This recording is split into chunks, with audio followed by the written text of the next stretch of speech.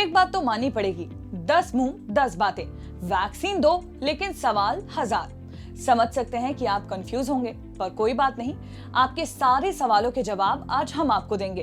Vaccine की कमी पर हर कोई ये कह रहा है कि इतनी ही कमी है तो विदेश से वैक्सीन क्यों नहीं मंगवा लेते। तो इस पर सरकार का कहना है कि जो कंपनी जिस देश की है वो पहले वहां वैक्सीन दे रही है। जैसे ही पता चला कि फाइजर वैक्सीन एक्सपोर्ट करने के लिए तैयार है, तब से ही भारत सरकार और फाइजर के बीच लगातार बातचीत जारी है। यहाँ तक कि 2020 से सरकार इस पर काम कर रही है।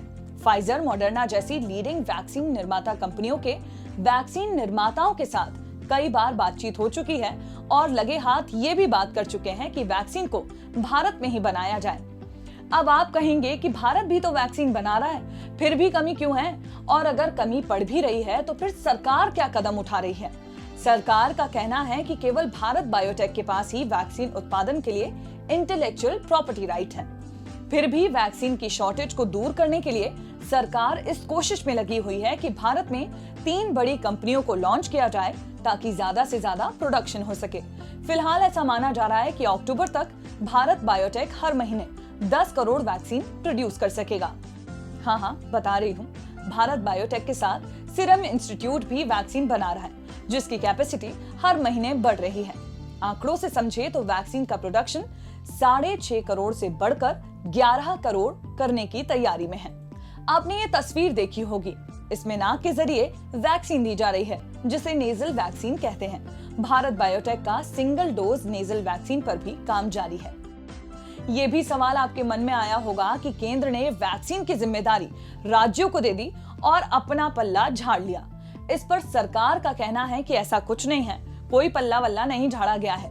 केंद्र वैक्सीन का उत्पादन अपने ही देश में बढ़ाने की जद्दोजहद में लगा हुआ है। केंद्र जो भी वैक्सीन खरीदेगा वो सभी राज्यों को सप्लाई की जाएंगी। पर अभी तक जितनी भी वैक्सीन भारत में आई, क्या वो सभी बराबरी से राज्यों को बांटी गई? इस पर नीति आयोग का कहना है कि सरकार ने पूरी ईमानदारी से राज्यों को वैक्सीन सप्लाई की है। जैसे जैसे वैक्सीन का उत्पादन बढ़ेगा, वैसे वैसे राज्यों को वैक्सीन के डोज की संख्या भी बढ़ा कर दी जाएंगी। फिलहाल वैक्सीन सप्लाई का 25% राज्यों और 25% प्राइवेट हॉस्पिटल्स को दिया जा रहा है। चलिए, तो वैक्सीन सप्लाई की बात तो हो गई, पर बच्चों के वैक्सीनेशन का क्या सीन है? तो इस पर सरकार का कहना है कि भारत में बच्चों की वैक्सीन पर जल्द ही ट्रायल शुरू किया जाएगा। अगर ट्रायल सफल रहा तो जल्दी बच्चों का वैक्सीनेशन भी शुरू हो जाएगा।